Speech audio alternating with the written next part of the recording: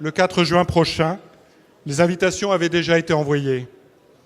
Elle était l'heureuse maman d'une adorable petite fille de 5 mois. Avec son compagnon, Ludovic, elle venait de partir pour quelques jours de repos et de détente à Marrakech. Elle a eu le tort d'être au mauvais endroit, au mauvais moment. Comme d'autres, son corps a été déchiqueté par la bombe monstrueuse. Comme d'autres, son compagnon a été victime de graves lésions et restera handicapé. 8 de nos compatriotes sont tombés ce jour-là, victimes innocentes d'une folie perpétrée au nom d'un Dieu, transformé en vengeur par le fanatisme de certains hommes. Aujourd'hui, la France est en deuil. Dans quelques minutes, nous irons accueillir avec le président de la République le retour en terre de France des corps de ces innocentes victimes. Mais ce sont aussi des familles abasourdies, brisées, ne comprenant ni le pourquoi, ni l'injustice de ce destin. Monsieur le ministre, des enragés assassinent nos enfants, tentent de détruire notre culture et notre civilisation.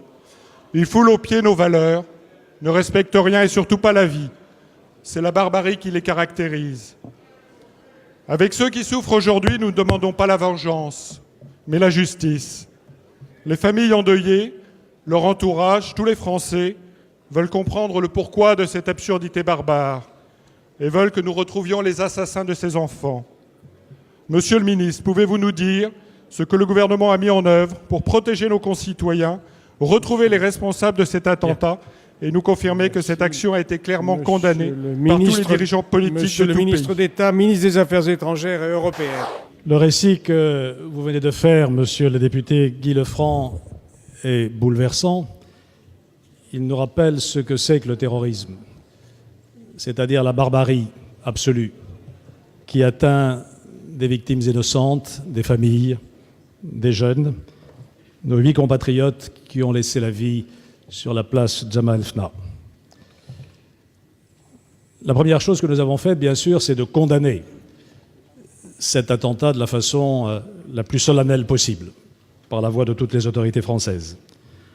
Ensuite, nous avons mobilisé tout notre appareil étatique pour aider les familles. Notre consulat général à Marrakech, notre ambassade à Rabat ont travaillé sans relâche à aider à identifier les victimes, à apporter toute l'assistance nécessaire aux blessés et aux familles, avec l'appui du centre de crise du ministère des Affaires étrangères. Des numéros d'appel spéciaux ont été mis en place, une équipe médicale et de soutien psychologique pour les familles a été envoyée à Marrakech. Tout a été mis en œuvre pour assurer le rapatriement des victimes et l'évacuation des blessés. Et avec vous tout à l'heure, en présence du président de la République, nous accueillerons les corps des victimes en présence de leurs familles. Je vous laisse à penser l'émotion qui nous étreindra les uns et les autres. Notre action, c'est ensuite d'être aux côtés des autorités marocaines.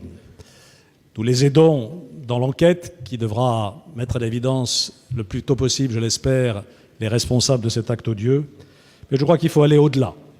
Il faut aussi que nous manifestions dans ces circonstances notre soutien au peuple marocain et aux autorités marocaines. Dans le grand mouvement de libération des peuples arabes qui se manifeste aujourd'hui, le roi du Maroc a fait preuve d'une très grande capacité d'innovation. Il a su proposer des réformes audacieuses. Il faut que nous les aidions à les mettre en œuvre.